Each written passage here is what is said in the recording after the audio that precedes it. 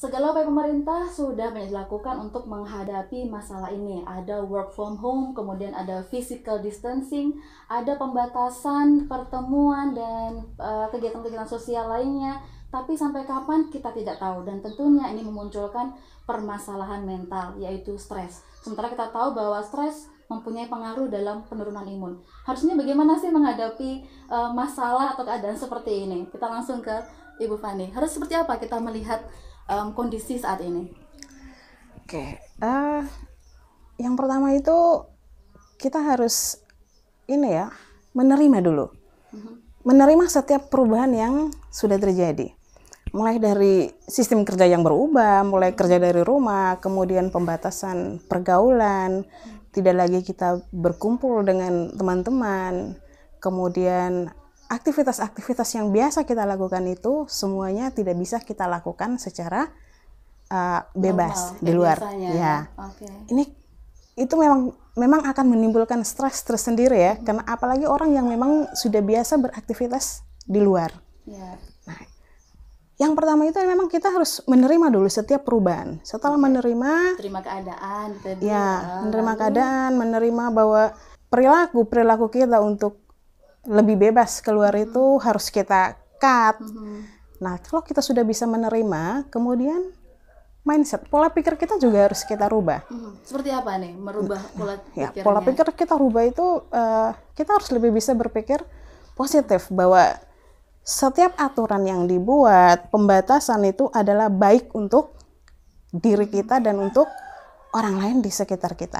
Oke, positive thinking nih Bu Fani. Ini Iya. kan ini seperti apa? Nah, kadang kalau kita sudah positive thinking, kita merasa nyaman, kemudian kita jadi lengah gitu ya. Dan kadang nggak ngenakin juga. Nah, ini seperti apa harusnya? Positive thinking yang seperti apa?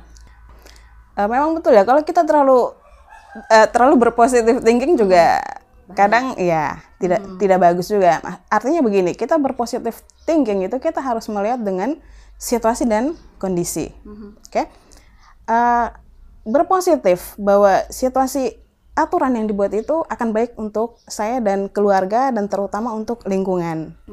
Kemudian berpositif juga dengan atribut yang harus kita kenakan ketika kita keluar, mulai menggunakan masker, mulai sering mencuci tangan. Mungkin kemarin tidak pernah kita buat itu ya, keluar pakai masker itu untuk orang yang tidak biasa menggunakan masker juga akan memberatkan juga buat ya. Nah, ini kita harus menerima itu dengan cara bahwa oh ya, ini baik untuk saya, ini adalah baik untuk saya, untuk kesehatan saya, untuk orang-orang di sekitar saya. Oke. Berarti artinya positive thinking ya, tapi kemudian juga harus ada kepatuhan tadi ya, kesadaran untuk mematuhi protokoler kesehatan. Berarti pemerintah harus kuat untuk memberikan sosialisasi mengenai protokol itu kesehatan. ya. Tidak boleh bosan. Harus terus-terusan ini, apalagi dengan budaya ya kita itu memang kepatuhan itu sangat rendah di sini.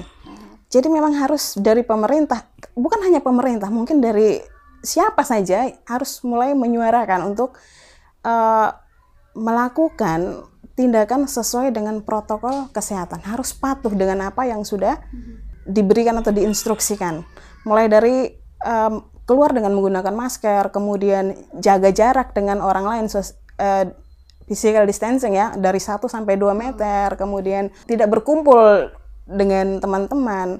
Jadi jangan sampai saya keluar, saya sudah menggunakan masker, saya sudah rajin cuci tangan, jadi tidak apa-apa dong saya sering keluar, saya ada di sini. Nah, ini juga yang harus benar-benar dipahami, protokol kesehatan yang seperti apa, kenapa harus jaga jarak. Nah, itu yang kalau kita hanya sekedar memberikan harus jaga jarak 1 meter, 2 meter, untuk apa? Untuk apa? Nah, ini kalau ada penjelasan lebih itu lanjut yang kali ya. harus selalu disuarakan, harus selalu dikampanyekan. Kenapa? Sehingga mereka betul-betul paham dan kesadaran itu timbul dari dalam diri sendiri. Tidak cukup berarti ini hanya ngasih tahu aturan saja, tapi juga harus dijelaskan. Iya, betul.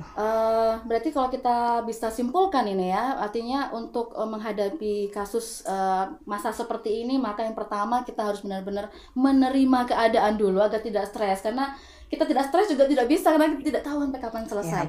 Jadi menerima keadaan terlebih dahulu, kemudian mematuhi ya mematuhi pemerintah dengan mematuhi protokol kesehatan yang sudah diberikan, dan kemudian yang ketiga ada kepatuhan. Artinya tidak bisa hanya peduli diri sendiri, tapi juga harus ada empati ke Terhadap orang lain. Ada 3 poin besar di Betul, sini. ya. Oke, baik. Terima kasih. Kita akan lanjut ke materi berikutnya. Dipotong aja. Coba, selesai nah.